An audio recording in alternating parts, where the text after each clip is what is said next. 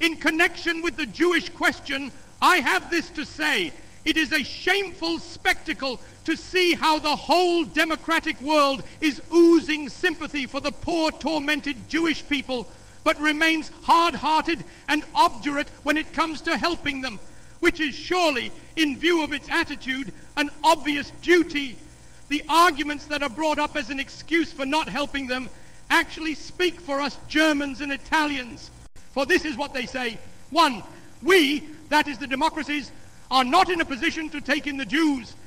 Yet in these empires there are not 10 people to the square kilometer, while Germany, with her 135 inhabitants to the square kilometer, is supposed to have room for them. 2, they assure us we cannot take them unless Germany is prepared to allow them a certain amount of capital to bring with them as immigrants.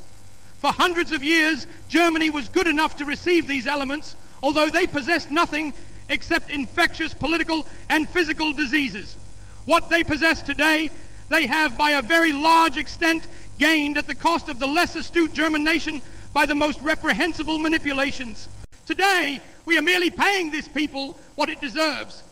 When the German nation was, thanks to the inflation instigated and carried through by Jews, deprived of the entire savings which it had accumulated in years of honest work, when the rest of the world took away the German nation's foreign investments, when we were divested of the whole of our colonial possessions, these philanthropic considerations evidently carried little noticeable weight with democratic statesmen.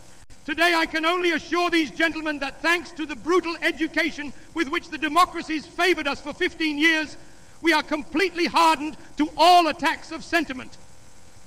After more than 800,000 children of the nation had died of hunger and undernourishment at the close of the war, we witnessed almost 1 million head of milking cows being driven away from us in accordance with the cruel paragraphs of a dictate which the humane democratic apostles of the world forced upon us as a peace treaty. We witnessed over 1 million German prisoners of war being retained in confinement for no reason at all for a whole year after the war was ended. We witnessed over 1.5 million Germans being torn away from all that they possessed in the territories lying on our frontiers and being whipped out with practically only what they wore on their backs. We had to endure having millions of our fellow countrymen torn from us without their consent and without their being afforded the slightest possibility of existence. I could supplement these examples with dozens of the most cruel kind. For this reason, we ask to be spared all sentimental talk. The German nation does not wish its interests to be determined and controlled by any foreign nation, France to the French, England to the English, America to the Americans, and Germany to the Germans. We are resolved to prevent the settlement in our country of a strange people which was capable of snatching for itself all the leading positions in the land, and to oust it, for it is our will to educate our own nation for these leading positions. We have hundreds of thousands of very intelligent children of peasants and of the working classes. We shall have them educated. In fact, we have already begun, and we wish that one day they, and not the representatives of an alien race, may hold the leading positions in the state together with our educated classes. Above all, German culture, as its name alone shows, is German and not Jewish, and therefore its management and care will be entrusted to members of our own nation. If the rest of the world cries out with a hypocritical mien against this barbaric expulsion from Germany of such an irreplaceable and culturally eminently valuable element, we can only be astonished at the conclusions they draw from this situation. For how thankful they must be that we are releasing these precious apostles of culture and placing them at the disposal of the rest of the world. In accordance with their own declarations, they cannot find a single reason to excuse themselves for refusing to receive this most valuable race in their own countries. Nor can I see a reason why the members of this race should be imposed upon the German nation, while in the states, which are so enthusiastic about these splendid people, their settlement should suddenly be refused with every imaginable excuse. I think that the sooner this problem is solved, the better, for Europe cannot settle down until the Jewish question is cleared up. It may very well be possible that sooner or later an agreement on this problem may be reached in Europe, even between those nations which otherwise do not so easily come together. The world has sufficient space for settlements, but we must once and for all get rid of the opinion that the Jewish race was only created by God for the purpose of being in a certain percentage a parasite living on the body and the productive work of other nations.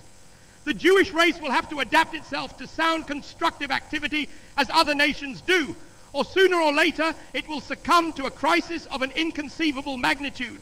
One thing I should like to say on this day, which may be memorable for others as well as for us Germans: in the course of my life, I have very often been a prophet and have usually been ridiculed for it.